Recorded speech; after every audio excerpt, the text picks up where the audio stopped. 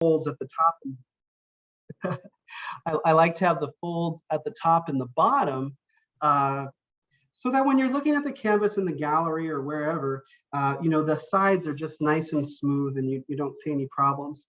So the corner, let's see. Like to make a little staple here. Oops, now we're out of staples. That's all right. I'm prepared for that.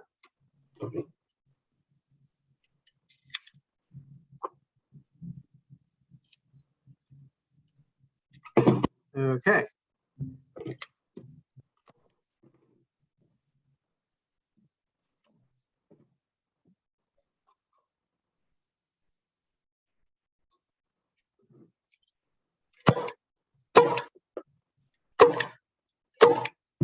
So that corner's done. You can see what the corner looks like. It's like hospital sheets. Okay, so one side is completely smooth. The top part has the fold, but the fold's under, never on top. And then it's straight on the side. So I'll get that done over here as well.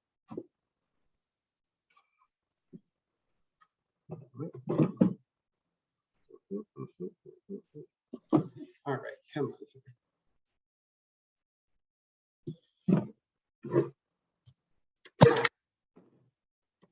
Whole thing that we don't need to be seeing. What's that?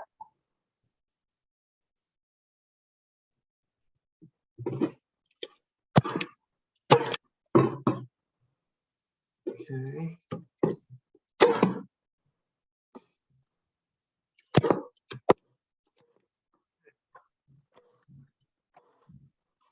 Great.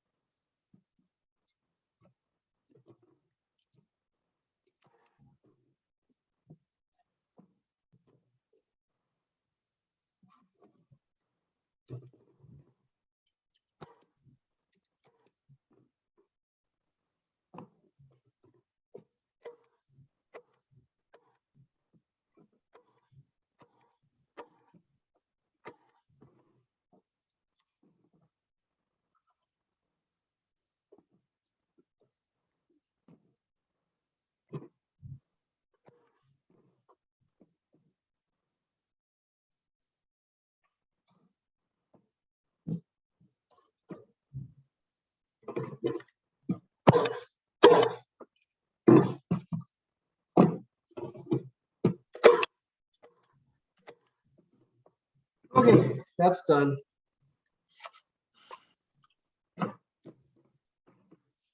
Okay, so now what you have, maybe I'll put this back up here for a second.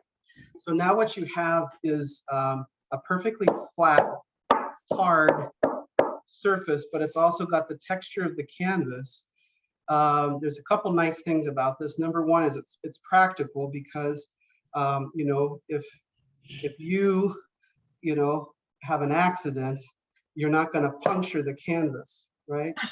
So you don't want to be like Steve Wynn, at his casino in Las Vegas, putting his elbow through the Picasso painting, right? But I think that only knocked off $5 or $6 million of the value, so this is rigid. It's wood. And the other nice thing about it is you have the texture of canvas, which I like, but it's not springy and bouncy. So there's times where I don't, love the springiness or bounciness of the canvas. Even when you get it nice and tight, it always has it a little bit. And then for some techniques, like if I want to press or scrape or do something more aggressive to the surface, that just doesn't work as well on a stretched canvas, on stretchers as it does on a wood panel like this. Okay, so what I've been doing for the last couple of years, through 2-3 years, I don't know, I have to go back and see, is starting the canvas by getting it wet. And actually my favorite way to do this is just to take it out into the driveway with the garden hose and nozzle and spray the sucker. And that works really well. You know, when you put water on this, I'm just going to do it here with the brush, but when you put water on the canvas, it repels the water at first, right? Can you see that? I'll try to get it closer to you. It makes these lovely beads of water right on the surface of the canvas. And so you've got to have a little pressure, you know, to work it in. So, you know, if you use a brush that's a little bit stiff, that helps kind of penetrate the surface. And then once it gets going, the canvas gets soaked. So I do this for two reasons. Number one is it will stretch the canvas really tight, much tighter. And then you don't have to kill yourself working so hard to stretch it by hand. And when you work on the panel, you don't also have to worry about it being super, super tight because it's already rigid. But this water is going to cause the canvas as it, well, even right now, it starts to get tighter. And I do the sides as well, okay? But then, and I suppose this is the watercolor part of me because I really do love water media.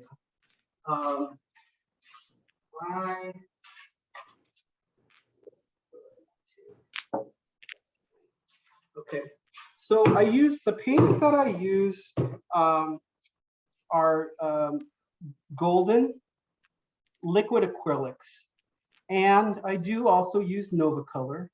Occasionally I'll buy something else, but pretty much I have golden fluid acrylics, and I don't use a lot of colors. I really have never been a believer in having a lot of colors, so I pretty much stick to two primaries. So I use a magenta, always quinacridone magenta. That's like life or death for me. There just is no life without quinacridone magenta.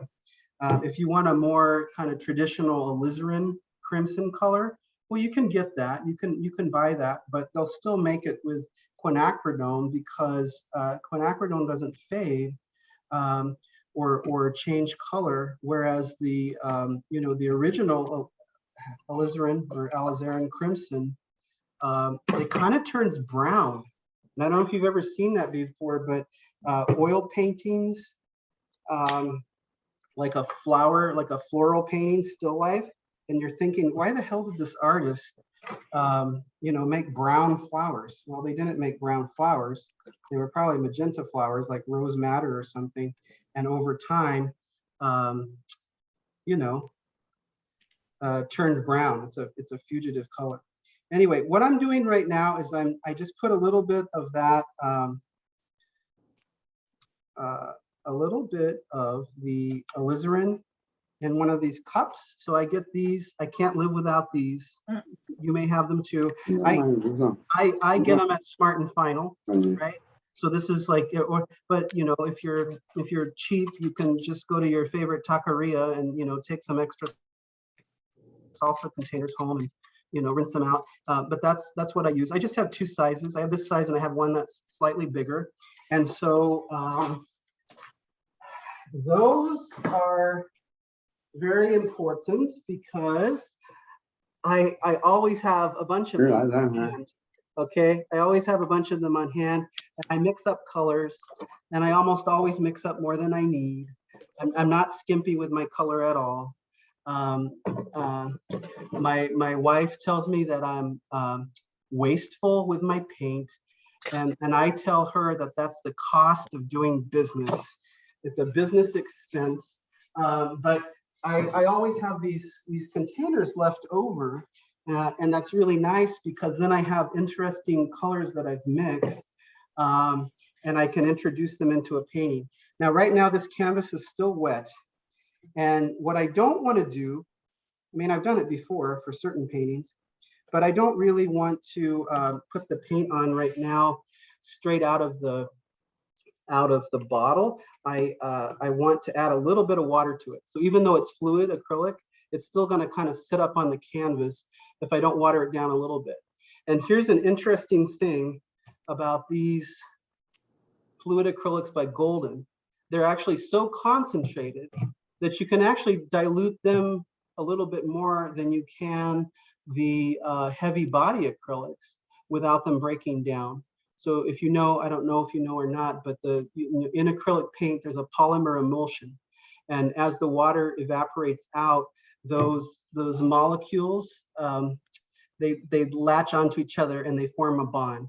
If you've watered out your paint so much, your acrylic paint, when the water dries, those molecules can't reach each other. They can't grab onto each other because they're just sort of dispersed all around. And that's not necessarily a problem unless you do it in a painting a lot, because then you really truly can have acrylic paint that just starts to chip off or flake off or not stick well. But I think acrylic paint has super longevity. If you ever gotten, acrylic paint on your clothes, you can wash your clothes 100 times. That acrylic paint is never coming out. It just isn't.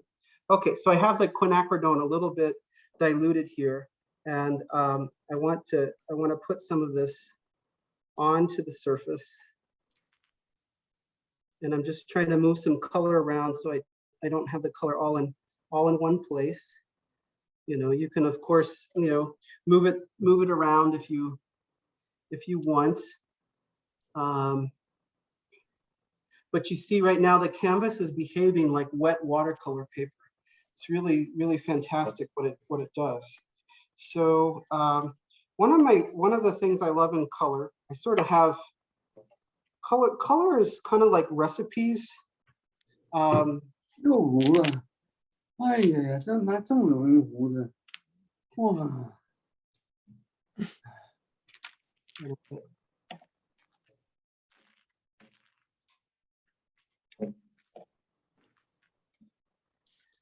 ！So what I was trying to say here, and you guys aren't seeing what I'm doing, I'm just adding a little bit of water to this paint. But color for me reminds me of recipes and mixing. I love to make different kinds of cocktails. I love to do cooking. It also reminds me of music and chords on the piano. So it's like combinations of things, and just the color alone speaks, And one thing I love in color is vibrations. You get color vibrations when you have intense colors that are very similar in value, and you have them side by side, and especially if they change temperature. And I love that kind of thing that happens when you have two colors like this, where they sort of, they go from warm to cool. But I'm not talking like blue to orange. I'm just talking about a slight warm to cool, from like magenta to this I was going to say cadmium red light, but it's not. It's pyro red light.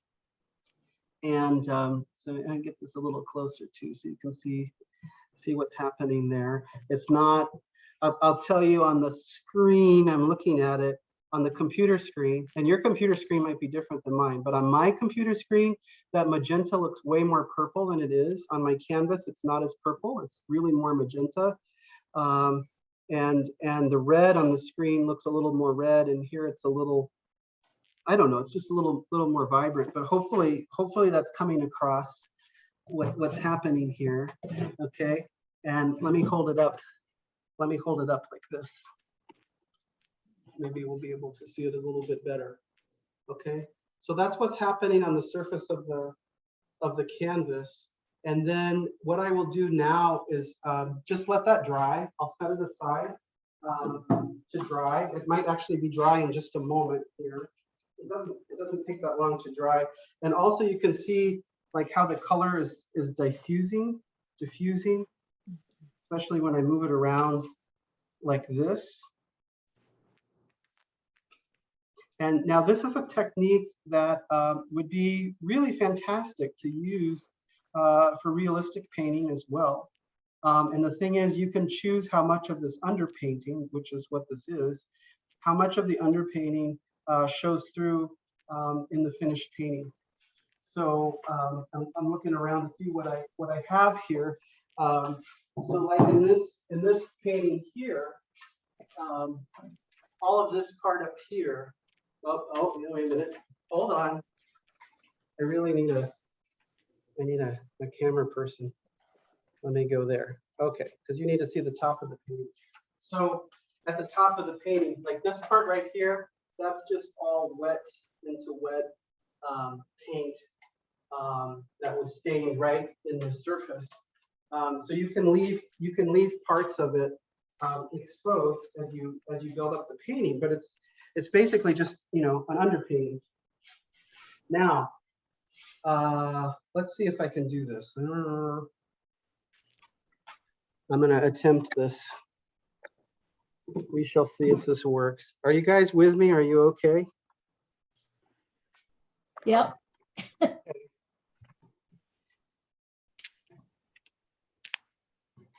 So what I'm going to try to do is bring this here and do this so we can see down onto the floor.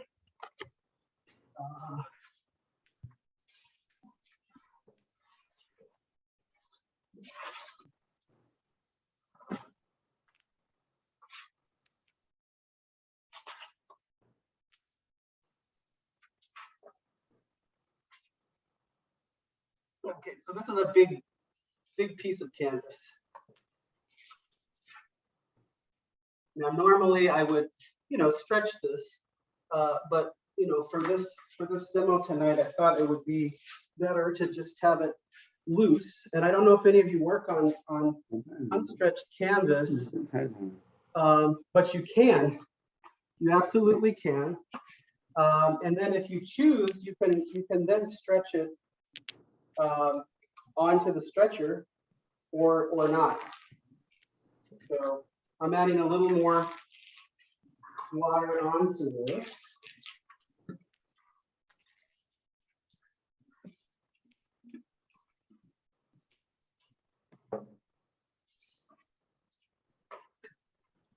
The other thing that I think is important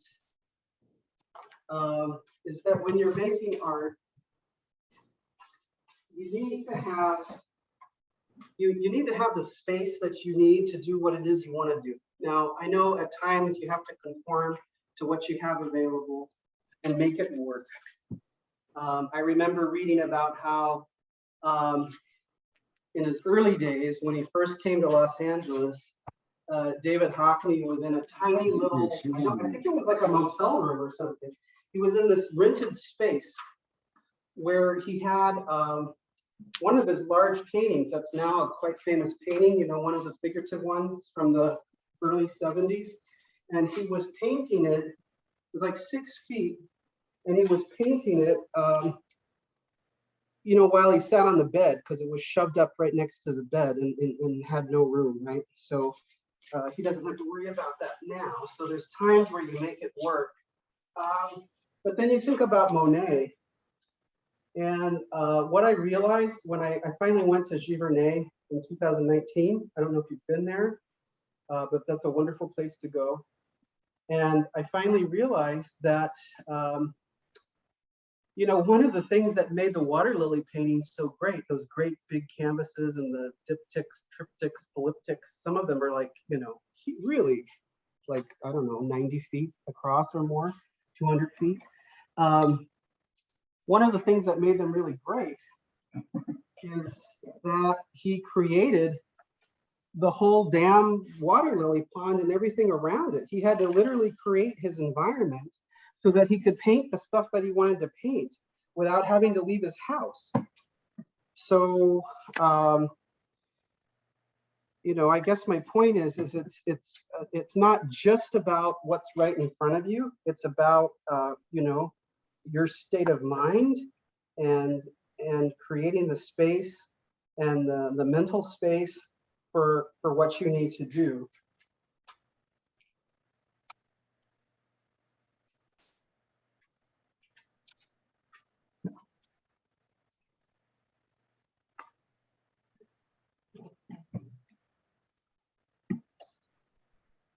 And the thing I like about this process, and I'll be honest with you,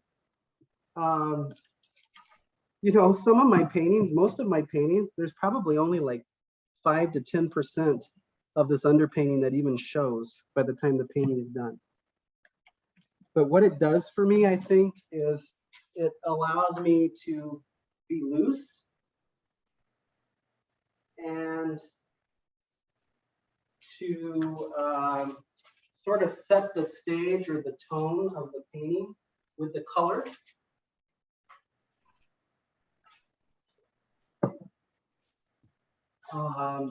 You know, using it as an underpainting.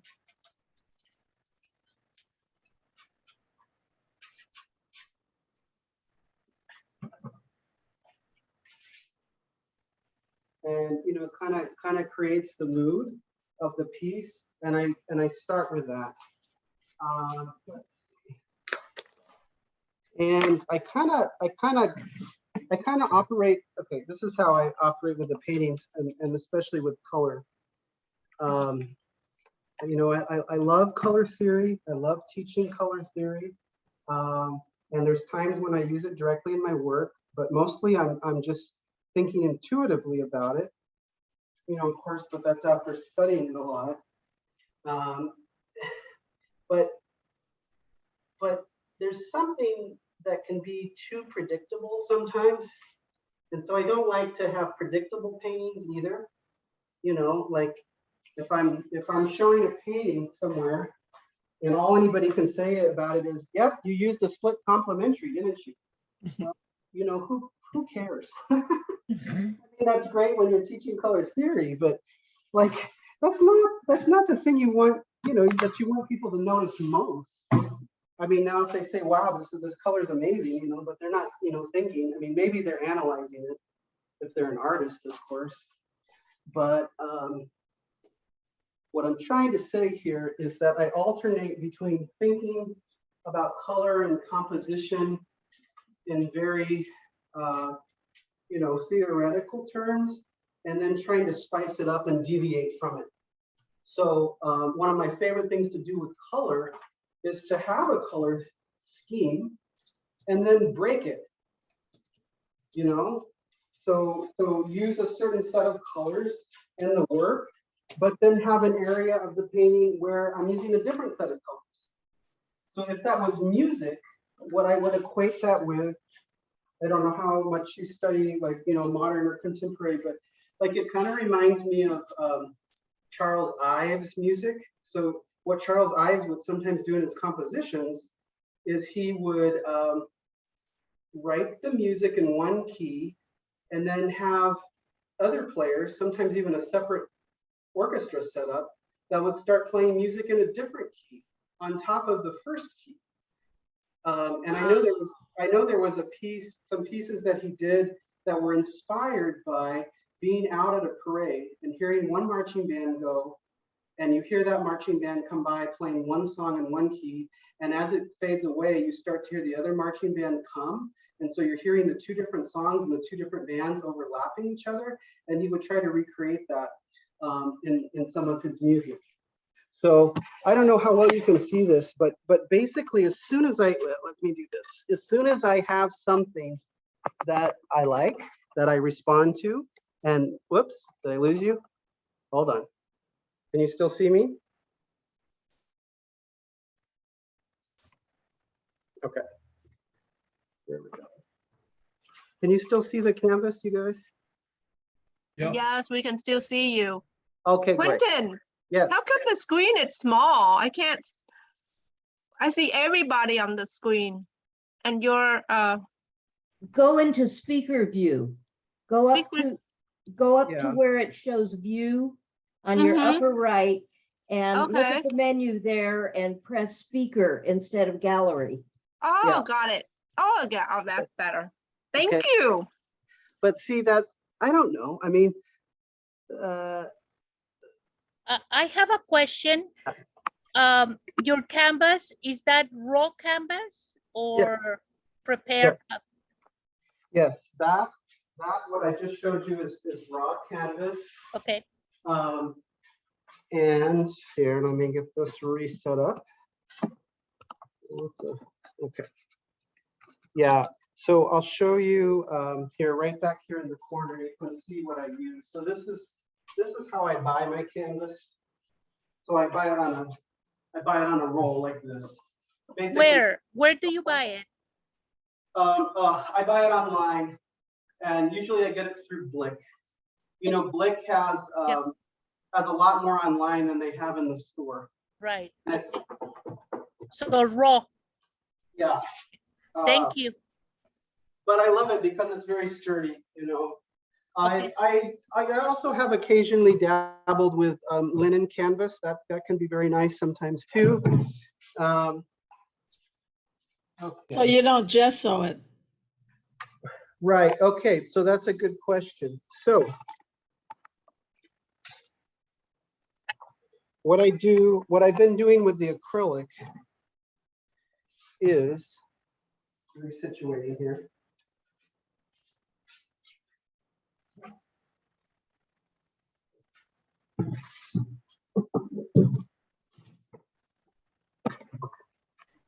Okay. And I will prop this up.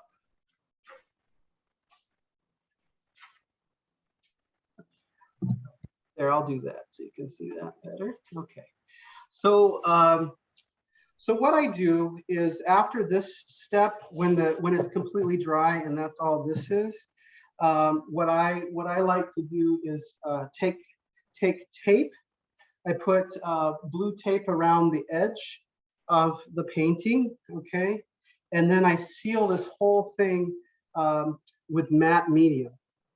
So the matte medium then will seal the tape so that I can keep the edges clean. Although on this one, you know, I let the paint spill over to the side anyway. But to show you what I'm talking about, here's a painting. And so this painting, if you look at the side, there's a little bleed there from when I stained the canvas, you know, but it keeps the edges clean, which is, you know, good for presentation, I suppose. But then the matte medium seals the canvas. When you're working with acrylic, you don't have to seal the canvas at all. You don't have to use gesso, and you don't have to use matte medium or anything, frankly. So what you have to understand is if you're working with oil, it's imperative that you seal the canvas, because the oil paint over time will eat through the canvas. It makes the canvas very brittle, and it actually starts to kind of disintegrate the canvas. So that's why it's absolutely imperative that you seal your canvas. If you're going to use oil paint, you've got to seal it. The traditional sealant might be rabbit skin glue. You know, you can use that, but you could also use PVA, polyvinyl acetate. You could use matte medium. You could use clear gesso.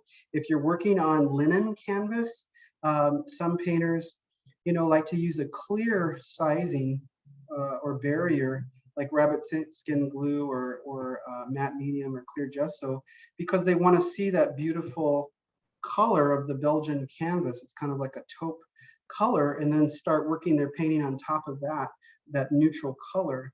But you can also gesso linen canvas.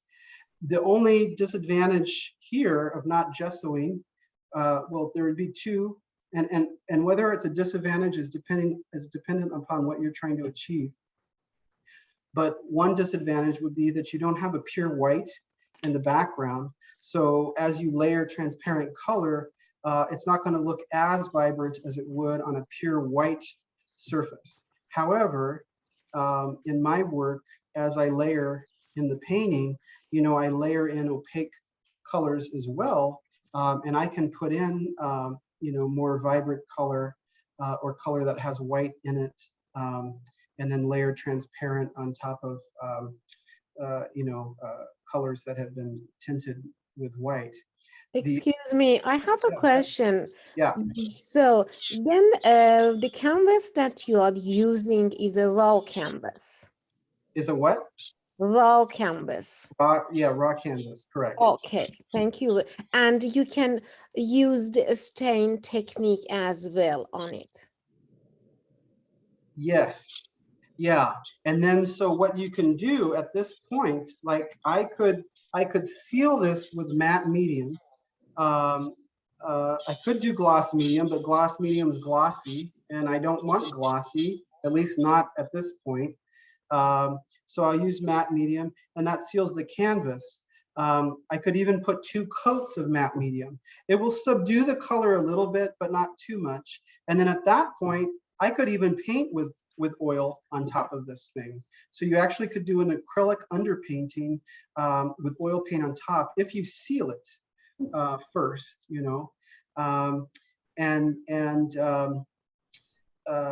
So I would put tape around the edges and then seal this whole thing with 1 layer of matte medium. And what that does is it kind of fills in the pores of the canvas a little bit more.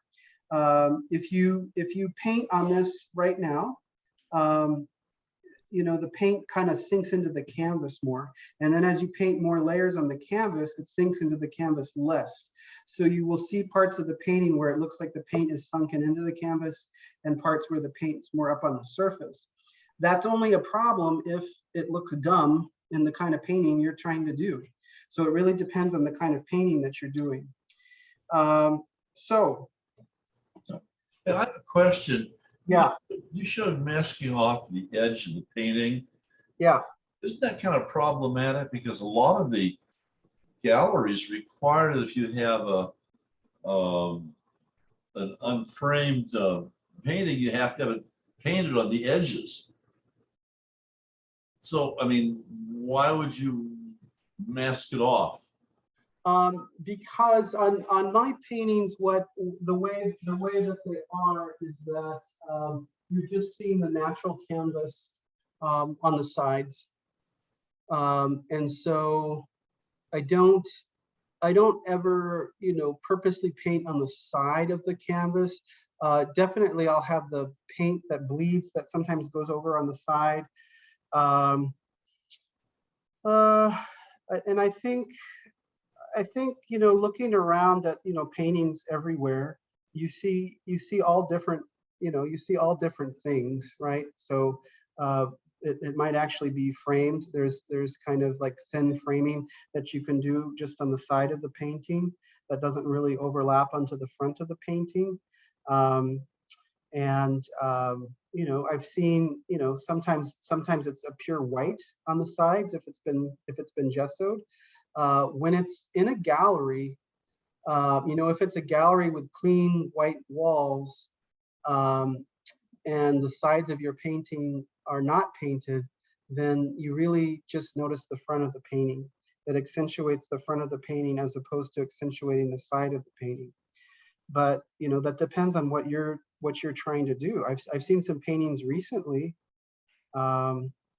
where I saw some like this in New York. I even think I saw some at the Whitney Biennial at the Whitney this summer, where the artist had actually painted things on the side of the canvas. So like, on the side of the canvas, there was separate paintings and words of things that you were looking at. That really emphasizes the painting as an object. Whereas if you stick to just the front, it emphasizes the 2-dimensionality and sort of the magic of the painting surface. But it's an aesthetic choice. All I can say is look around at a lot of art, and not just in the same places, but go to contemporary galleries, go to MoMA, go to LACMA, go around to all different places and just see what different artists are doing. And really the truth of it, the truth of the matter is, if it's a really good painting, nobody gives a shit what is on the side of your painting. They really don't. They really don't. I'm not kidding. Because You are very right, Quinton. Very, very right. Well, because Exactly. and it's the truth, because I've Yes.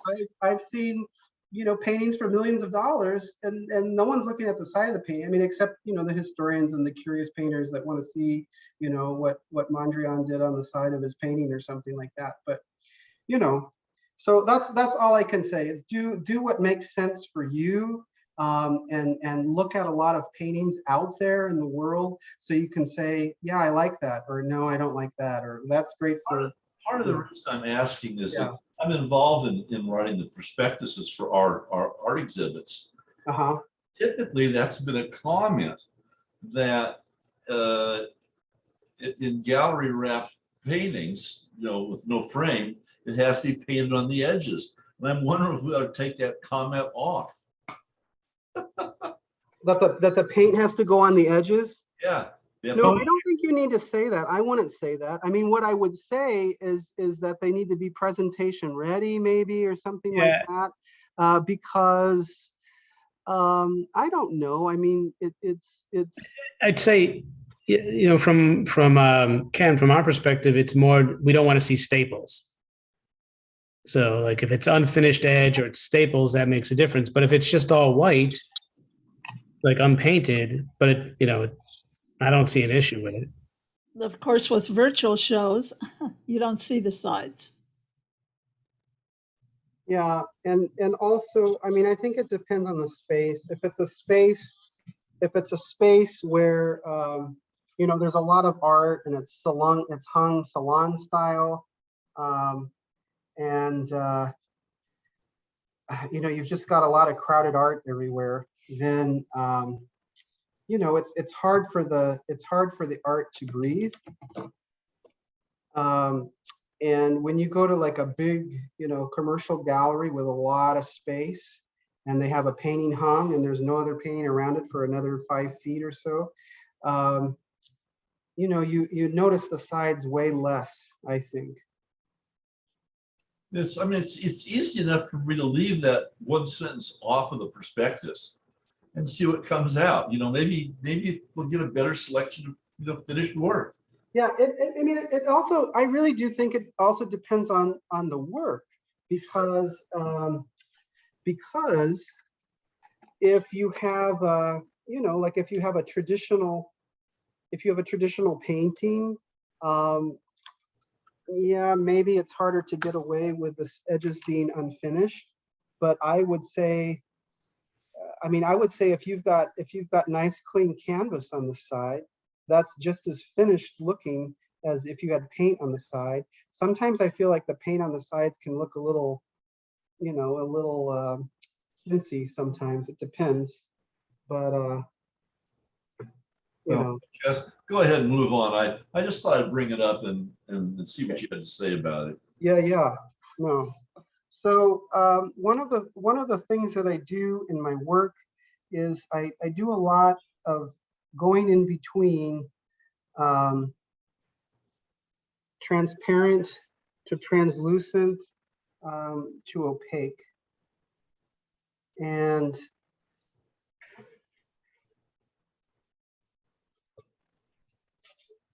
I think part of that is because of the interest it creates in the surface, but it also creates sort of different layers in space. Yes. So right now, this paint is like, sinking in to the canvas. And actually, if I wanted to, I could get this whole thing wet with water again. I might do that on the next one. And you can get it wet again after it dries, and then put another layer of wet on top. And since it's acrylic, not watercolor, the underlayer is not going to get disturbed at all. Okay. Right. And I also am very conscious of or sensitive to trying to let things be and have things be fresh and like, I don't know about you, but as I paint, like you see interesting shapes as you're starting to fill in an area. So sometimes now I won't fill the area in all the way. I'll leave a little bit of those interesting shapes showing through. I had an art professor in grad school once tell me, when you make a painting, Quinton, whatever that last step is that you're going to do to the painting, don't do it. Yeah. Okay, and that's not bad advice. So I love blue shop towels. I can't live without the blue shop towels. These are fantastic. I love them. And one of the things I like to do with them, we'll see how this works here. So look at it now. Can you see? Yeah. Okay. I like to put this down over an area sometimes to lift up some of the paint. I don't know how much it will lift up right now because it's kind of porous, but I can also demonstrate this again on a different painting. But this takes the painting off. So if you haven't considered one of your painting techniques being taking paint off, I highly recommend you experiment with that. Another way you can take, see what that did? It just made it into this really nice, transparent sort of veil, right? And this over here, you don't notice it, you know, as much right now. So there's subtlety. I'm a fan of having subtlety in work. I like the work to have a bold statement. You know, I always would tell painting students that for me, you know, I like paintings where I can spot it from across the room and say, wow, what is that? And then I want to go clear across the gallery to go see it. And as I approach it, I start to notice things about it that I couldn't see from across the room. And then as I get up very close to it, you know, I see maybe textures, details, the surface of the painting that you can't see unless you're up close. And May I have another question? yeah, Sorry. please. Oh, sorry. I was wondering, with these techniques, is it possible that you lose the glossiness of the paint and the overall painting gets a little bit matte when it dries? Yeah, so sorry, I went off camera here for a second because I'm just looking for something here. So yeah, so one thing I do in my paintings, I have some little baby things here. I love to do small little things too, because they're fast and I can get an idea out. The other thing I love making is I'll make I'll make cards like 5x7, you know, on watercolor paper for people's birthdays and things like that. But what they actually do for me is they're like little practices. They're little thumbnails almost. Not because I'm going to recreate it, but it lets me get an idea out quickly.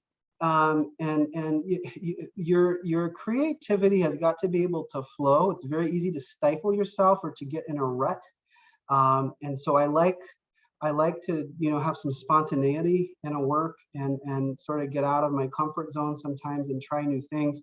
And if I can do it on a little piece, or have a big piece of canvas that I don't care about, and like this one I'm demonstrating to you on the floor, I don't know. That could end up being an amazing painting, or it could end up being shit and I just throw the whole thing away. But who cares? It doesn't matter. So that having that freedom is really helpful. But to get at your question, yeah, typically my paintings have a range of, you know, some areas a little bit glossy, and then other areas matte, and some things in between. I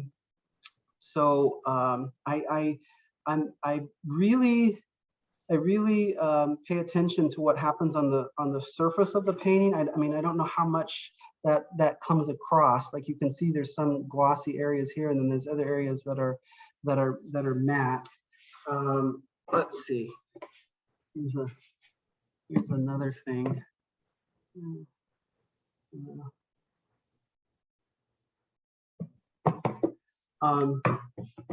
I don't know. Maybe you need to see that one from a distance and see it in different contexts.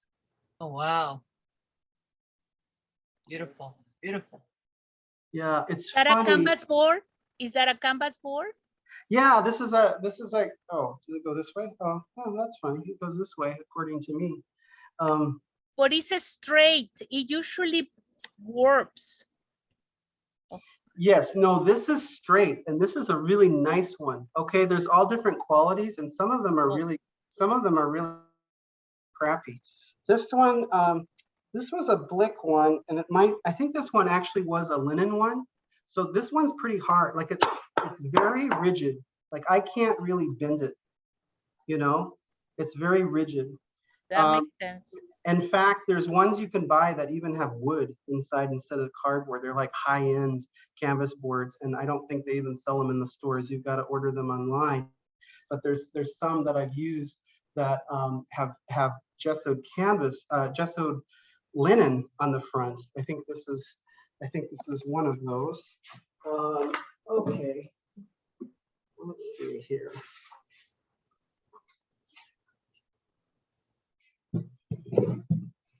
All right, let me adjust this.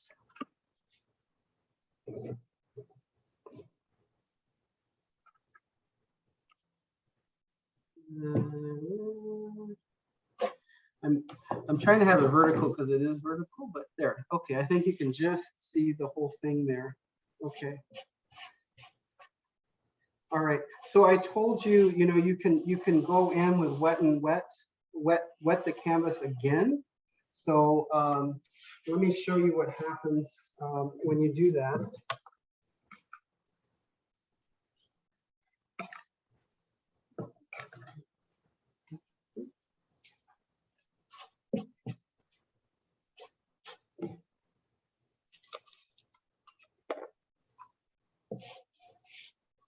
So this is just water. I use a lot of house painting brushes,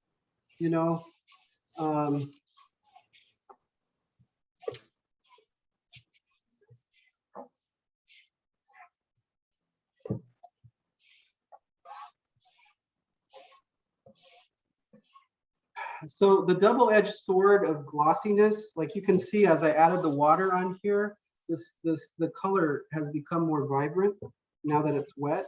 So if I were to put gloss medium on this thing, the color would be much more vibrant, but then it would also be glossy. And then so when you have it on the wall and people are looking at it, you get all this gloss, and then you end up not being able to see the painting so much. So like, overall, I kind of like something more towards the matte, or at least like satin. Okay, so this is wet right now. Quinton, I have a question. If you have covered this piece with matte medium, doesn't that repel the water? Okay, it does a little bit, but if you only have one layer of it and it's a thin layer, it doesn't totally repel it. And you can still do some of the wet into wet techniques. If you put a second layer of matte medium, now you're really going to start to see the repelling happen. Okay, so I'm looking at this right now. I don't want to put more transparent color on here, because when you start layering enough transparent color, you end up with darkness. Right? So it's like you can do transparent to a certain point, but then, things are going to get, they're going to just start to get dark. So what I want is to have something that has a little opacity to it. We'll call it translucent. And I think I'll shift to a different color. So I'll tell you what I'm doing. I'm taking a little bit of white and just a tiny bit of ultramarine blue. And then I'm going to, so in one of my cups like this, and then I'm gonna mix that up. I'm trying to show you everything here. Mix this up. So it's just a pale light blue that I'm making. Okay. And I'm going to add water to that to thin it out.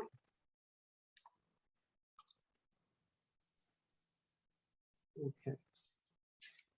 And I'm going to set that down for a second so it's flat.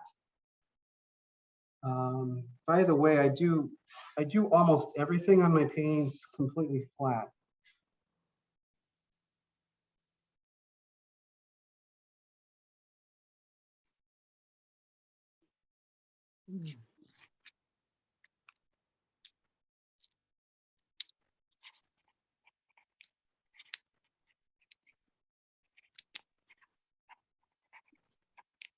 So what happens with opaque in my work is that I can, when this is dry, and I think I'll be able to dry it in just a second.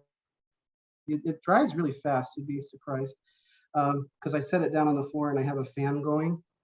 That's very nice. See what this looks like now? Okay, so what happens is I'm going to let this dry, and then I can go back to transparent on top of it, and this opaqueness will kind of work like gesso or white paper works, and it will pick up that transparent color on top. I don't want to hold it upright too long because I don't want it to all totally run, but this is what it's looking like now. Okay, so I'm gonna set that on the floor to let it dry. And then you remember this is already dry. So that's completely dry now. So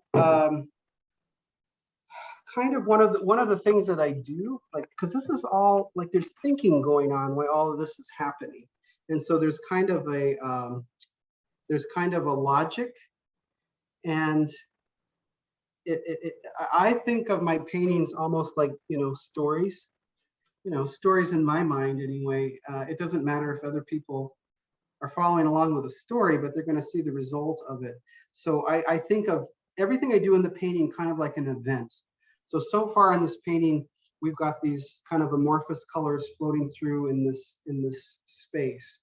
So then there's always the question of, okay, do I continue down that road, or do we have a twist in the plot? So it's very much like a story. And so you have, like in a novel, or if you watch a TV show, murder mystery, whatever, like the writers, the author will take time to sort of develop the characters, show you the scenery, establish everything, right? So I've got something established here. Now, do I need to do more establishing of the scene, or is it time to introduce some kind of event or some kind of thing happening? And then when you're working with color, you can ask yourself, okay, I'm continuing along with these colors. Now, do I want to have an abrupt, exciting change, or am I just going to continue along with the same color scheme? And then, because I'm interested in surface and the paint application, and the thing I wanted to say about that is that there has to be something about your painting that makes it worthwhile for someone to get off their butt, get in the car, go drive over to the gallery and look at the damn thing in person. Otherwise, if it's only going to be seen digitally, you might as well just make digital art. If you told me right now no one would ever see my paintings except online, that would be horrible. That would be just awful. I mean, I know sometimes we have an online show, right? We have websites, we have Instagram, social media, of course, right? And that's a wonderful thing, because now you can follow painters in London. I don't know about you, but there's a whole bunch of painters I follow in London and in Japan and in Germany and other places. And I never would have been able to see their work like that in their studio as it's being created without social media and without the internet. But ultimately it's better if I can see that work in person. And so what you see in person when you look at a painting is the human touch, and you see the surface, you see the materials, you see the paint application. So I'm always thinking about applying the paint in different ways, thick and thin. So we talk about variety. Well, you can have variety of anything, right? It's not just variety of color or variety of shape. It's also variety of surface, variety of texture. So thin paint with thick paint, glossy paint with matte paint, transparent paint with translucent and opaque paint. Because those things play off of each other, just like warm and cool play off of each other. All these other contrasts work in a similar way. So I am looking through my inventory here. Remember all these things I have off to the side. So it really is kind of like going to the pantry or the refrigerator. And I'm thinking, at this point, this is kind of like a yellow orange that's been lightened with white. So I'm kind of thinking I'm on the color wheel right now at red violet to red orange. And I love having colors together that aren't like, you know, right next to each other, but almost next to each other. Like instead of using, you know, red, you know, use a red orange and a red violet. So from the red orange, I could go orange to yellow orange. That's what this is a yellow orange. And this is also opaque. So now I'm going to introduce something opaque here. Oh, and the other thing that's been happening in my work lately is that I get really upset, almost angry with my paintings sometimes when I start to feel like they're locking me in.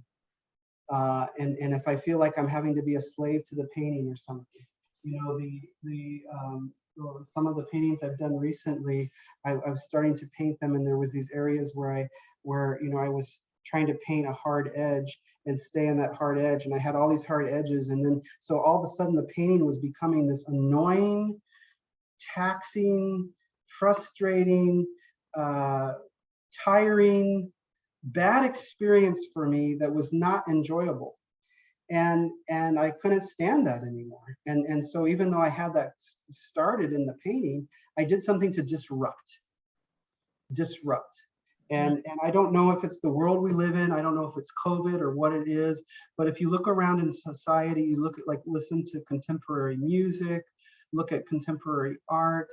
You know, there's a lot of disruption and a lot of blending of things that in the past never went together.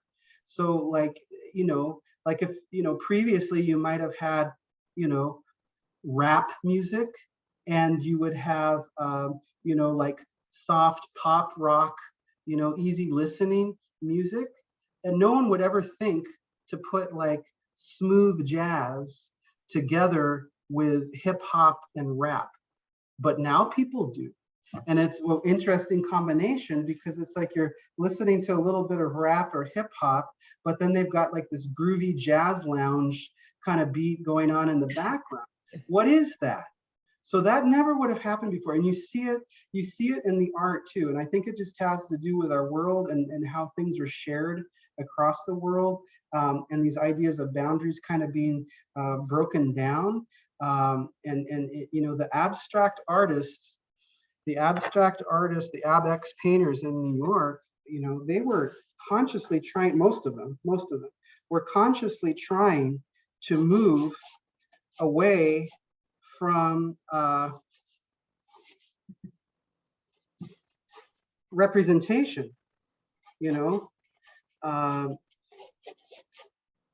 They had seen enough war and violence and all the horrors of the Holocaust and World War II, you know, to try to paint a vase of flowers or something after that. It just like they had too much angst and too much pent up energy, responding to the world around them. And wanted to get away. I mean, who wanted to walk out onto the street in Europe and see reality and make a picture of it, you know? So there's kind of an escapism to some abstraction.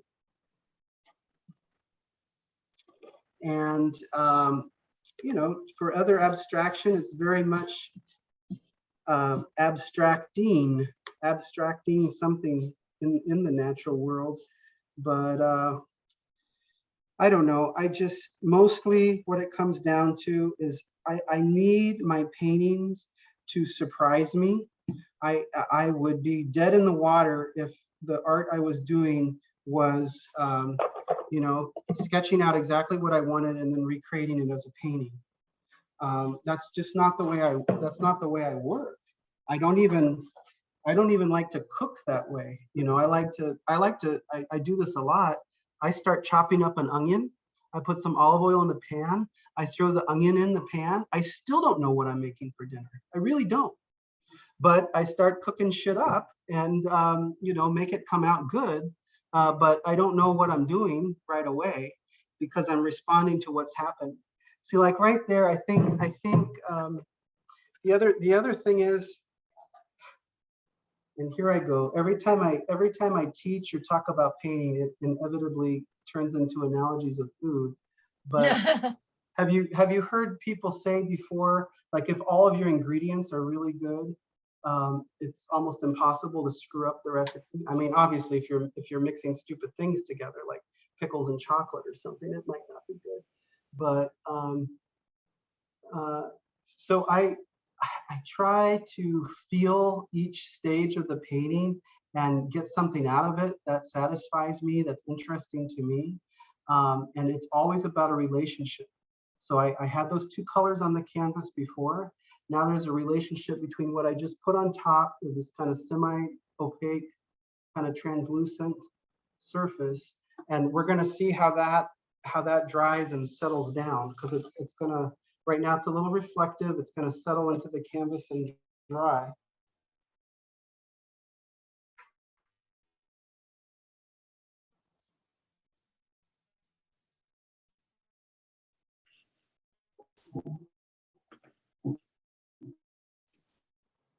This one's not quite dry yet.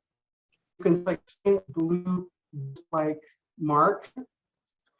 I'm gonna let that one, under the fan to dry. Okay, I'll come back to this one.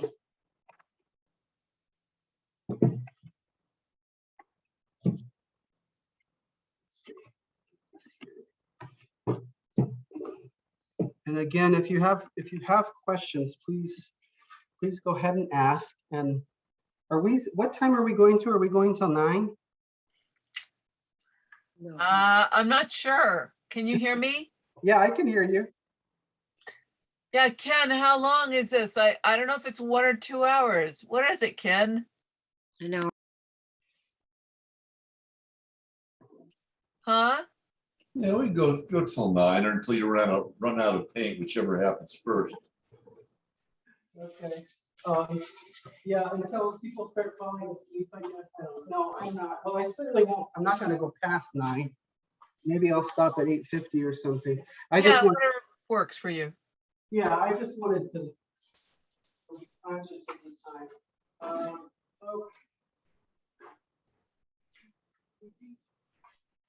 Okay, sorry, I had to grab more containers. Okay, so what I'm going to do is I'm going to take some matte medium. This is how I buy my matte medium. I buy it in these 1 gallon jugs from Nova Color in Culver City. You can order online; they'll deliver to your house. I do that sometimes, but I like to go there in person and pick it out too. So, but you have to get over there between Monday and Friday, because they're not even open on the weekend. Okay. All right. So I'm going to take some matte medium and put some of that in this cup.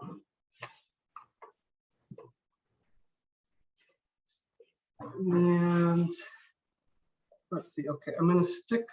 This is kind of a quinacridone violet that's in the painting. I'm going to stick with that for now, although it's quinacridone magenta. And I'm going to put, I don't know, maybe, 6, 7, 8 drops, something like that, in there with the matte medium. Now, when you mix color with the matte medium, it's going to look white, but obviously it's going to dry clear. So however white it is, that's how transparent it's going to be. So the whiter it looks, the more transparent it's actually going to be. And the darker the color looks, that means you have a lot of color in it. So I don't know, mine's kind of medium. It's going to be fairly dark when it dries, but it's going to be very transparent.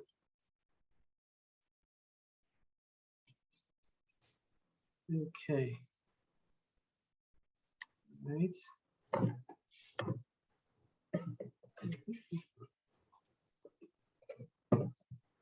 going to set this flat for a second.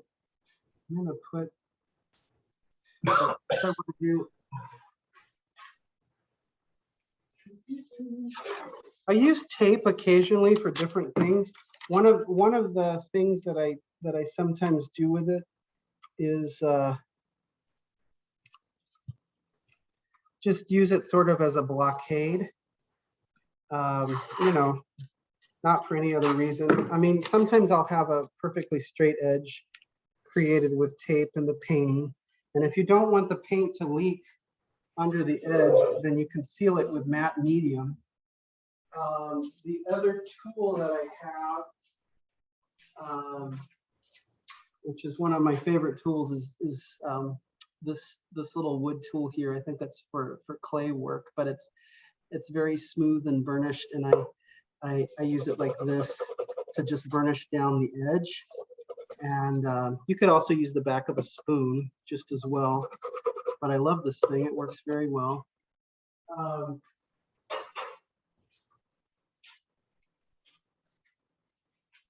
And let's see, I'm going to do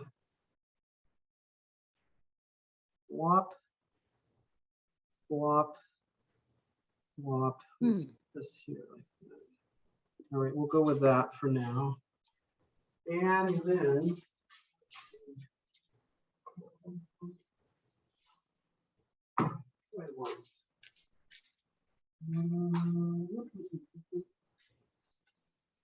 I'll use this right now. I use all different things. I use cardboard, I use plexiglass. I have this paint stirrer from Ace Hardware handy. And so I'm going to grab that and I'm going to, let's see, let me get this there. And I'm going to use this to pull the paint across the surface of the painting.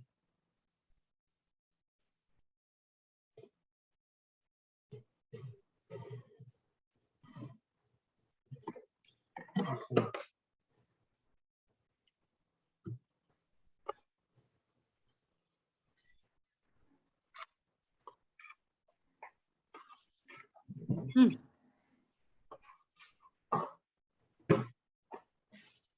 All right, now if I was taking the time to be careful, I'd carefully wipe that off back into my cup and use it, but right now I'm not. Okay, so let's look at this for a second here. Okay. So you see that's completely transparent, and the kind of whiteness that's in it right now is gonna go to transparency. So it's gonna become even more transparent as that dries. So I'm going to let that one sit and dry for a second. Let's go back to, well, I'll just show you how this is drying. It's not completely dry yet. But isn't that surface interesting? Yes, it is. I think it is. Yeah. So it's starting to create, depth. So then when this is dry, I have a decision to make. Am I going to stay with this range? So I'll tell you what I was thinking. I was thinking, I had red violet and I had red orange. And then from red orange, I skipped over one. I skipped over orange and went to yellow orange. So what if I go the other way, back to red violet, and then skip over violet and go to blue violet? I love it the way it is. Well, $500, send me a check and it's yours. No, but I don't know. I mean, there's different ways. There's different ways to think about color. I'll pull this out just to show you surface on this painting. There was some splatter and things going on. Completely flat, opaque, hard edge. This was pulled paint right here. So the painting looks like that. Your masked edges are really clean. Yeah, well, thanks. Yeah. So I mean, it's again, like I play with different surfaces. This painting's kind of different. I don't know if you can see, it's got a touch of metallic in it. I don't know, on the screen, the color looks awful on my computer. this particular computer. But I don't know if you can see what the color is doing, but Yeah, we can't see any iridescence or metallic. No. You can see some texture. So when you mask off, do you use the matte medium with some paint mixed in there to create your texture? yeah, so if you want to get a completely hard edge, then what you've got to do is put the tape down, burnish it, you know, you can use your fingernail, you can use a credit card, you can use a backwards spoon, whatever, but you've got to burnish it down, and then put matte medium over the edge of the tape, okay? So when you put the tape down, you're painting over the edge of the tape and letting that dry to seal it. And then I do 2 coats if I really want to make sure it doesn't bleed. No And water then added? no water added, just brush it out thin, and you kind of want it to go into that crevice of the paint. Thank Mhm. you. Yeah. Okay.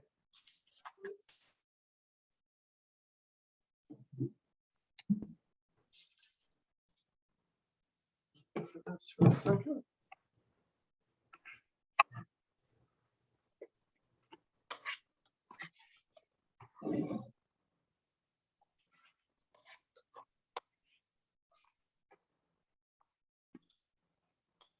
May I have a question? Yeah. Have you thought about going over this acrylic painting with oils? With oils. Oh, that's a good question. Yeah, that's a good question. Because you can, as long as the surface of the painting has been gessoed or sealed well, or has enough layers of acrylic to form a barrier on the canvas, you can put oil on. So actually, in this big painting here, this actually has some oil in it. So like this part right here, that's all oil. I'm trying to remember if I had any other oil. The other paint that's kind of fun to use is vinyl paint, Flash. So Flash is a brand name. So they come in jars. I guess you can get it in tubes too, but it looks like this. You can also buy cell vinyl, which is what animators have used traditionally. And this paint is very highly pigmented, and it dries completely flat. Oh, So no reflection at all. And I'm looking around here for some heat.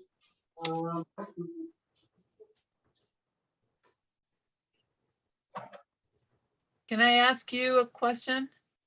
Yeah, go ahead. Have you worked in casein, and what do you think about that?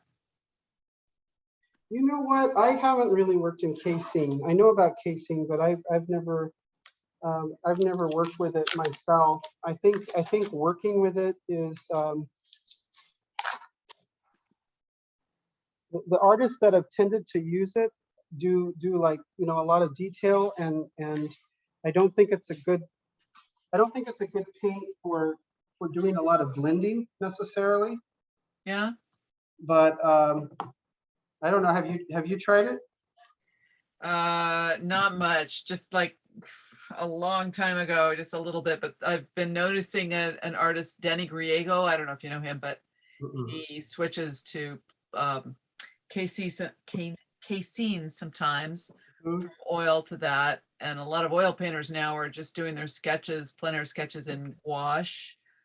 I know you can turn gouache into sort of like an egg tempera by using an egg mixture, and you can also kind of turn it into acrylic by using that medium. Just all kinds of different crossovers of certain, Yeah, well, so mediums and anything that's water-based can generally be mixed with anything else that's water-based.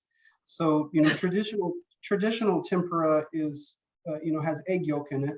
And there's some great videos on YouTube if you look it up on how to make your own egg tempura with the egg yolk. And casein traditionally has milk solids, milk protein in it. There's also distemper, which has glues, and you know, back in the day it was animal glues. So almost like using rabbit skin glue or something like that as your medium in mixing pigments into it. So, and then gouache, if it's true gouache, then it is not water soluble. And when you touch it with a wet brush or another color, the gouache will lift up. So that's kind of an interesting thing. But there's also gouache that they call it gouache, or they might call it acrylic gouache. And really all that is acrylic paint that's matte. But it's not like a true traditional gloss. Sorry, I was digging around for something. So the other thing you can do if you want to experiment is you can, you know, buy your own powdered pigment. Right. So like this is made by Gamblin. So I think the intent here, it's very finely ground. The intent here is to mix it, you know, with linseed oil and make your own oil paint. The powder that comes out of it is very soft, right? So it's the texture of eyeshadow. It's basically like if you took eyeshadow and powdered it out. That's what it's like. It's like almost like a pastel. Pastel is if it's a high quality pastel like Sennelier or something, then you see just with water what that does. Isn't that toxic on your hands? I'm worried about that. No, this is okay. I mean, it's not cobalt, it's only ultramarine, so I think I'll be okay. But what I can show you is you can take some of this. All right, so I'm going to put some in there, and then you can take your matte medium or your gloss medium and add some of that in here. Okay, like that. What part to what part?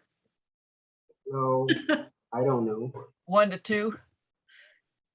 Well, I think it's going to you know, the more you add, the more transparent it's going to be. God, I would think that would be like really toxic if you breathed it in too, the powder. Yeah, probably. I mean, you know, any particulate, it doesn't have to be like cadmium or something. If you're breathing in just sawdust, really fine sawdust from a wood shop, well, yeah, that will give you mesothelioma just as much as asbestos will. Wow. Of course. Yeah, but I don't.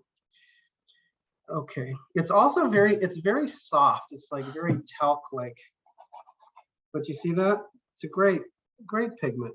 Yeah. Beautiful. That's beautiful. Yeah. So really, really nice. And then the other thing I wanted to show you though is this surface different? It seems like it's like gessoed canvas. That one, yes. This is just a gessoed canvas board. Mm-hmm. Yeah, this is just a gessoed canvas board. Do you usually only work on a raw canvas, not gessoed canvas? I usually start on a raw canvas. Stain it, seal it with a coat of matte medium, continue to work on it, and build up the surface. Okay, this black that I'm putting on right now, I mean, I'll have to show you when it's dry too. I'll try to brush it out thin so we can see it dry. So this is the flash paint, the vinyl paint, and you can get this in different colors. And, you know, one of the nice things about it is it dries completely matte and very velvety.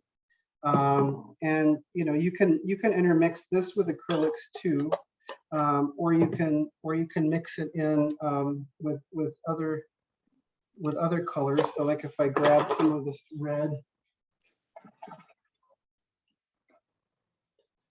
but it will dry very fast, and then I can show you the sheen. So in some place, there's people that make their whole painting with it, but you can also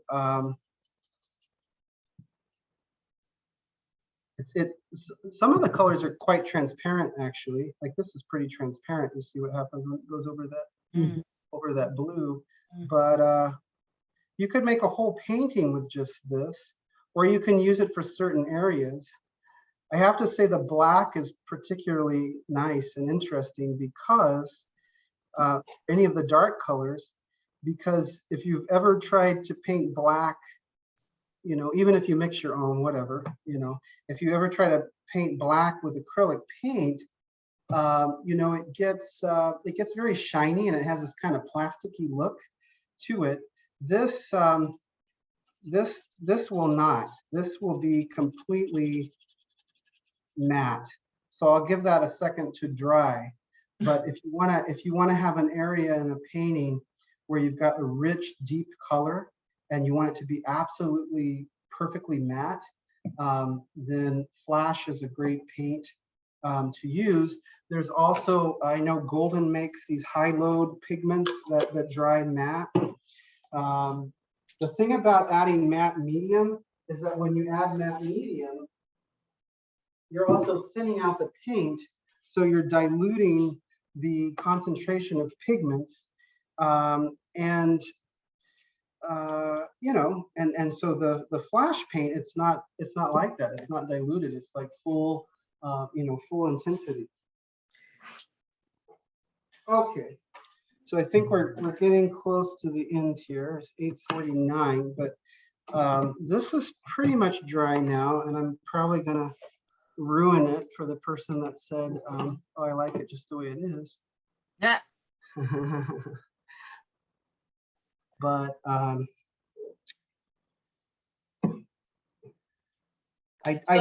I definitely don't, like in this painting, I wouldn't want, I wouldn't want to like obliterate what's here. But it's like, okay, how much of it do I need? If I had something here, is this still satisfying having this? Yes. I am not. I'm Two watching little this. kids. Are you watching the kids? Watching two little kids. Art video.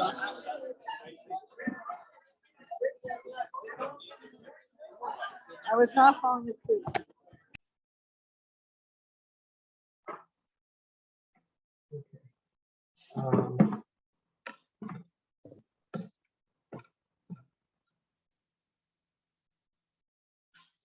I'm actually going to go back to that that watery light blue that I had.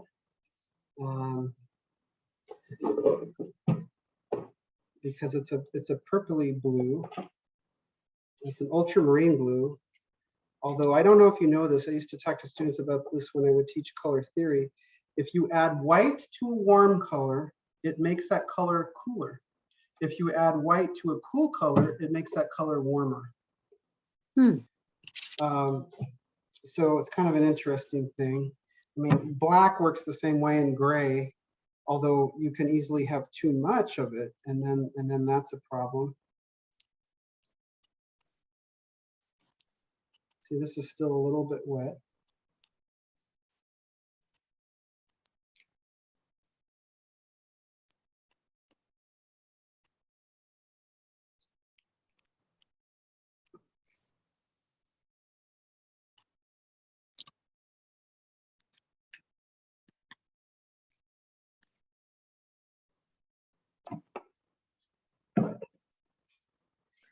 Can I ask you a question?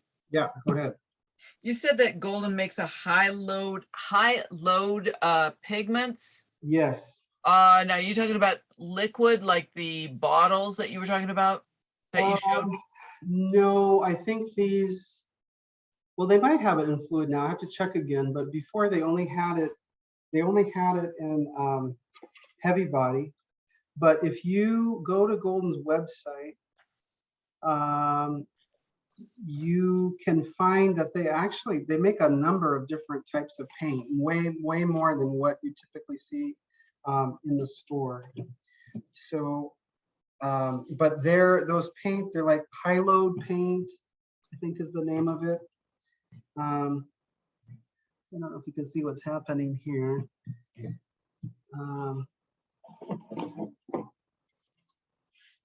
Yeah, so that's like it's like easing something into the painting.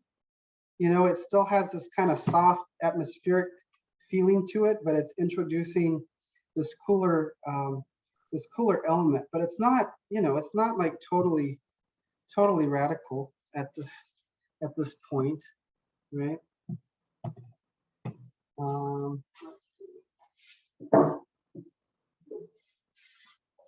This painting, this is now dry, okay. And so I look at this painting the way it is now, and I think, you know, I mean, who knows how many steps exactly or how long it will take to completely finish it, but I already have a lot going on here that I can play off of. You know, for example, I've got these transparent colors. I still don't have anything, you know, super opaque. Really dark. What's that? And nothing really dark. Nothing really dark, nothing really opaque, but that's okay. I mean, I don't need to have everything. You don't need to have everything all at once. Sometimes what I do is I come in with an opaque color. Now let's see, I've got this thing of this green here. We've got a little bit of green going on in there, but sometimes what I will do is come in and paint around something that's transparent. So like right here, let's see.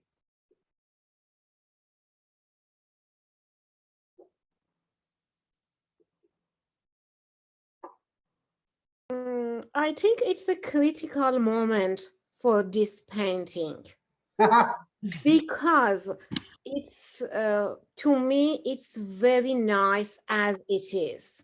Yes. And I feel that if you go further, you might lose it. Always. I you might lose tell it. you, I don't touch it. Yes, I understand. Hopefully you're not. But I do. Partially because I'm trying to show you something, but also because I do take risks in my paintings, and sometimes when I do something new to a painting, it simply undoes the painting. Like it doesn't help to resolve it. It helps to confuse it more. And then so in a way that's not good, but in a way it is good because you're sort of adding this depth and this history to the painting. And remember, I said it is kind of like a story. And if I just wrote a story that said, it's a beautiful sunny day and everything's perfect, the end. Nobody's interested in that story. You see what I'm saying? So,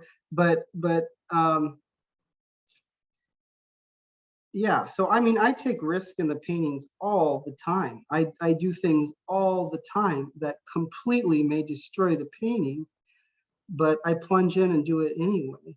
Now that's where that, playing around on the camera with the phone can help. Because then I can try something and see if I like it or not. Okay. So I'm just doing a little bit here to show you how adding in opaque around a transparent area can kind of make shapes pop, and it can change the dynamic of the painting.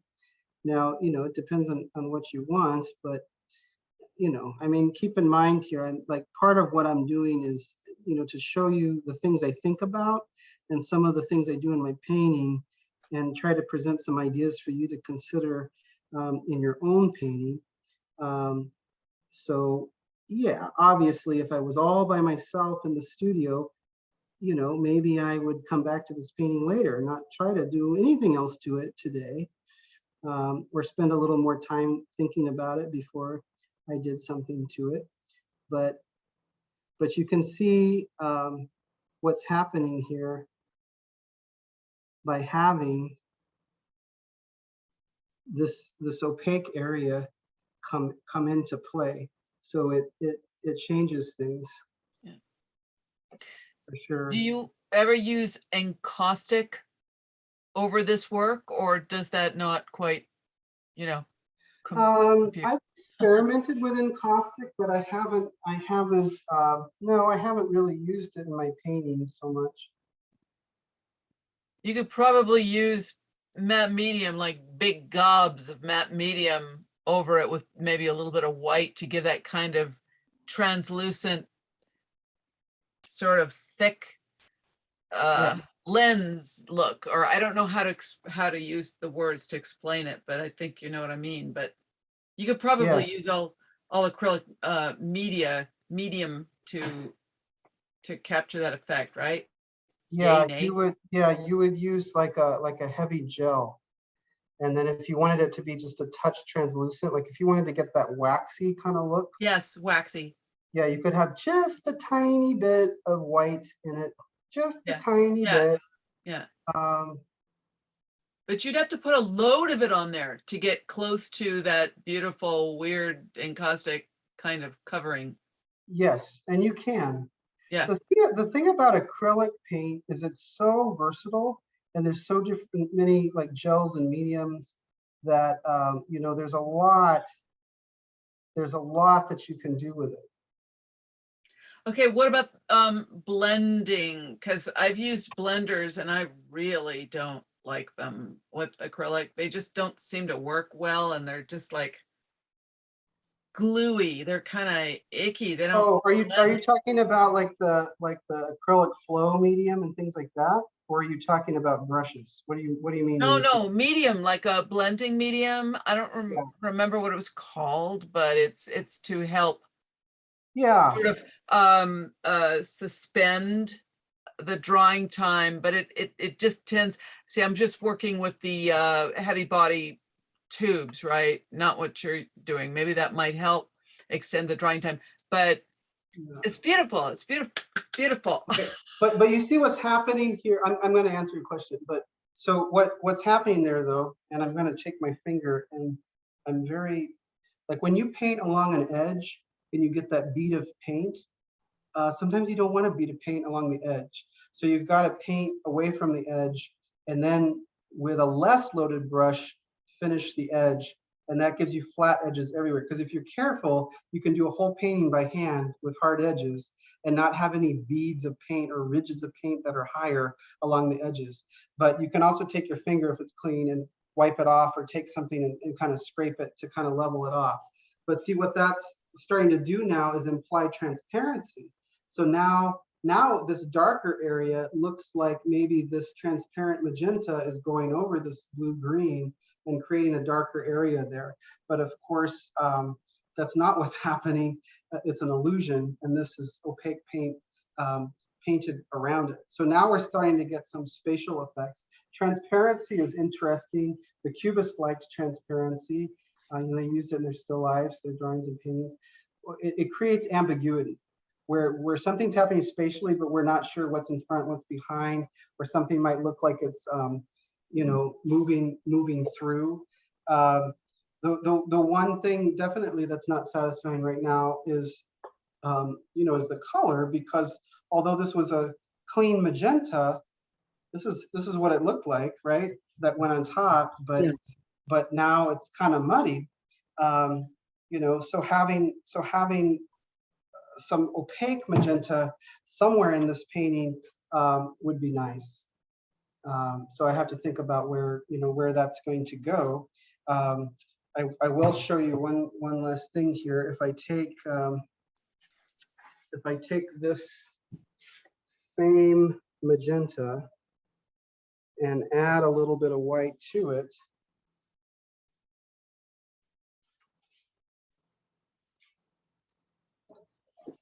anyway, to go back to what you were talking about, there is something called acrylic flow medium. And whether or not you use Golden Paint or you use all their products, Golden Paint has some of the best, most comprehensive information and short 2-3 minute videos to demonstrate all their products online. So you can look at all of them online and see exactly what they do and what they are. And that's really great. So, okay, so I added a little bit of white to that same magenta. Now it's more opaque. And I'm going to come down here onto the painting, and maybe I'll do it this way towards you.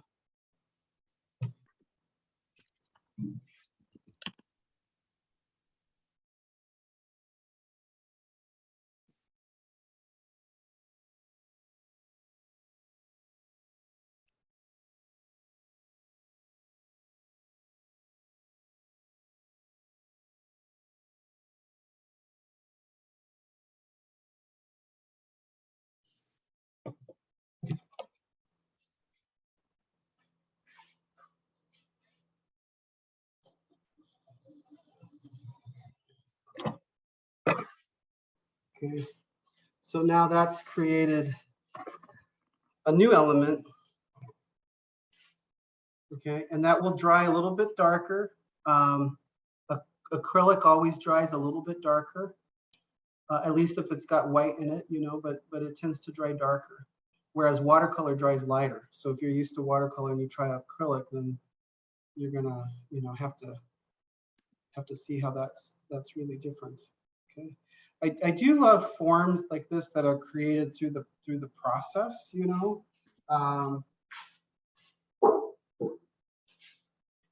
and here you can see how this is starting to change. Look at this color here. Right.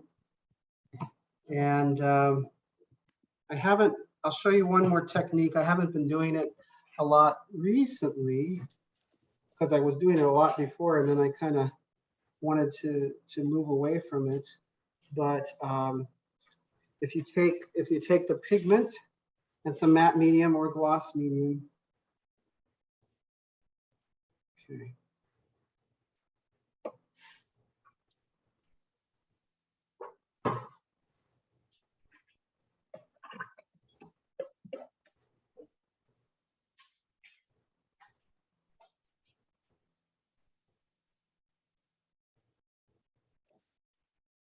So,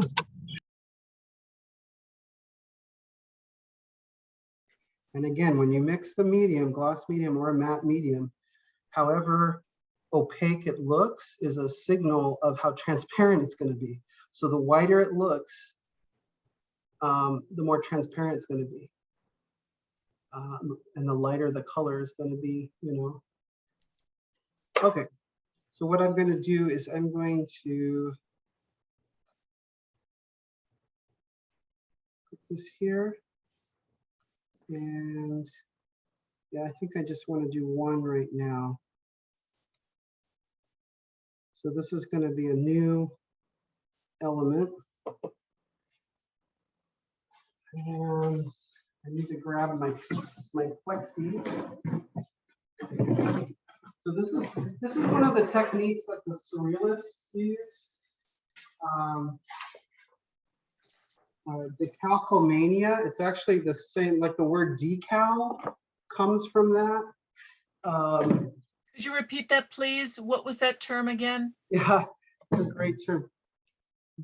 Decalcomania. So like decalcomania.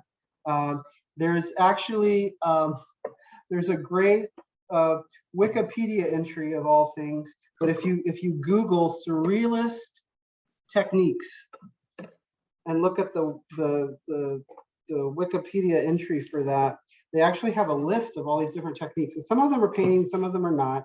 Some of them relate to photography. And the surrealism grew out of Dada. Dada was questioning rationality and rejecting rationality, because rationality is what gave us World War I. Okay, that's what the rational great leaders of the world decided to do with their brains, was create World War I.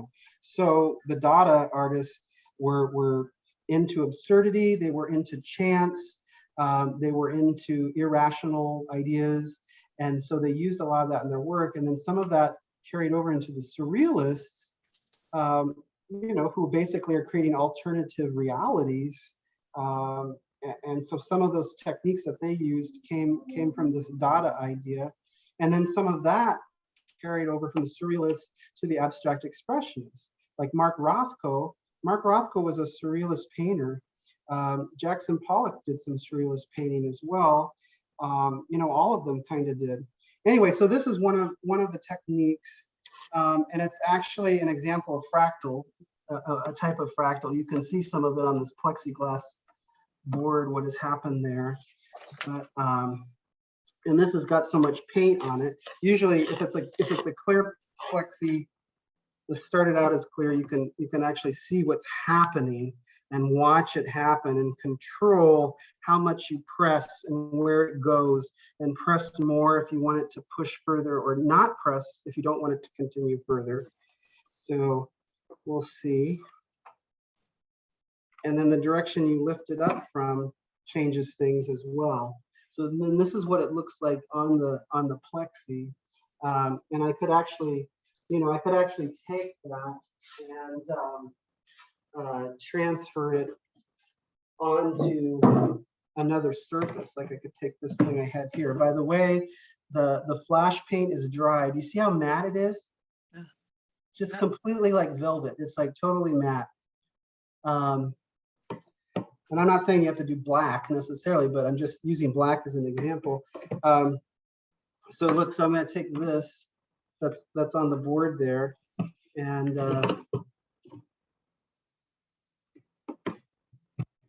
this will sort of transfer it a little bit. There's a lot of techniques that happen in monoprinting or monotypes, and I did do a lot of that in undergrad in Boston. I'm planning to get into it again. But you know, that's all about pressure of surfaces in the press. But these are techniques that you can use with your painting. A really great challenge I would have for all of you would be, if you haven't ever done this, is to make a finished painting without using a brush at all. Don't use a brush. Scrape the paint on, spray the paint on, wipe the paint on, use tape and scrape the paint on, you know, layer it, do various things. But this is actually a dendritic fractal. And the reason it looks like tree branches or coral or veins or arteries is because mathematically it's doing the same exact thing that happens in nature. So you know, lightning, like there's like views from the sky looking down on estuaries and water and things like that. You've seen this kind of patterning before, but you know, as the paint gets pressed out further and further, it loses volume, and the little lines get smaller and smaller, and they just branch out, branch out, branch out. You know, the same way a tree branches out, or the same way your blood vessels get smaller as they turn into capillaries. So it's kind of a, you know, kind of an interesting thing.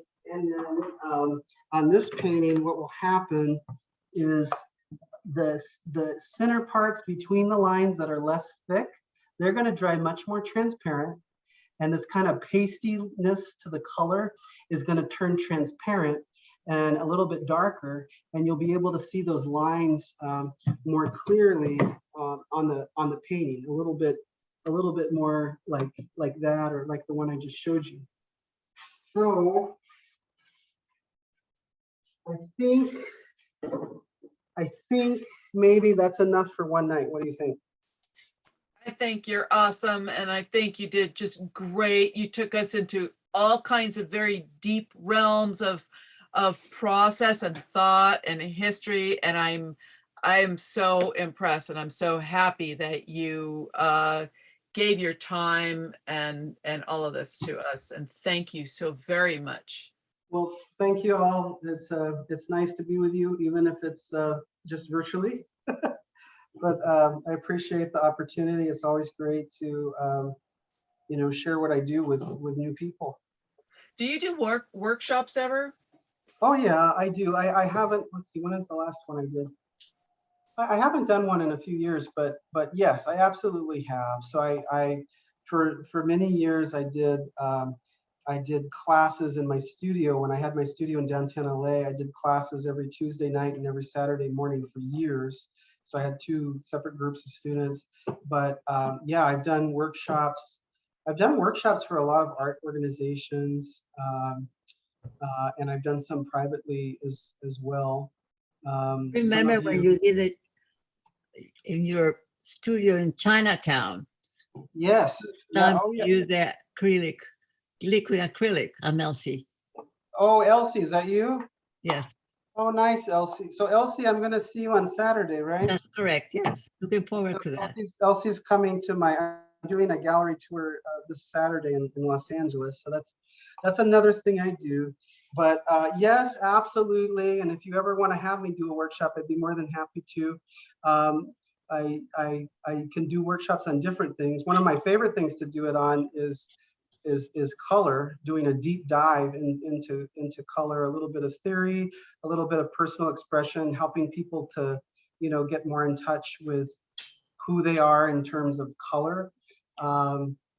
But yeah, I did a bunch of workshops before too at Veronica Stinsby's house. She's got that great backyard that goes up the hill, and so we had people out in different parts of the yard working on painting studies and things like that. Oh yeah, that's right. Yeah, and I also do. I occasionally will, people will have me do critiques, so that works nicely too, where we all get together at someone's house or studio, and people bring 1, 2, 3 paintings. We have great food, kind of like a potluck, mimosas or something like that too, coffee, and we just have a really good critique. One of my favorite things to do as a teacher, critiquer, workshopper, whatever you want to call me, is I really like trying to help people find themselves more in their work, because ultimately you're the one that needs to be satisfied and feel like you have really found yourself in your work, and that's hard. That's hard to do. So, but yeah, I'd be happy to do a workshop sometime. And like I said, if you're interested in my gallery tours or coming to see the show or coming out to Riverside for that art tour, just let me know. You can get a hold of me through my website. My email is easy. It's just quinton.bemiller@gmail.com, and my website's bemillerstudio.com. That's Do it. you send out a newsletter, or do you have like occasional workshops that you do on your own and take X amount of students, or are you all just sort of like by word of mouth and then they ask you? Or yeah, well, like I said, so I've done it a lot with groups, and I've done it kind of with circles of artists that have asked me to give them a critique. Yes, I haven't done a private one just myself, but I even had classes here at my studio, at my house in Riverside. I haven't done that really recently, but I definitely could do it again. So I'm very busy. I'm doing a lot of doing a lot of things right now. But if I know there's interest, then I would do it. Absolutely. excellent. Thank you so very much. Yay. All right. Thank you. Thank you. Thank you. Thank you. Have a wonderful evening, everybody. You too. All Thank righty. you. Bye-bye. Bye-bye.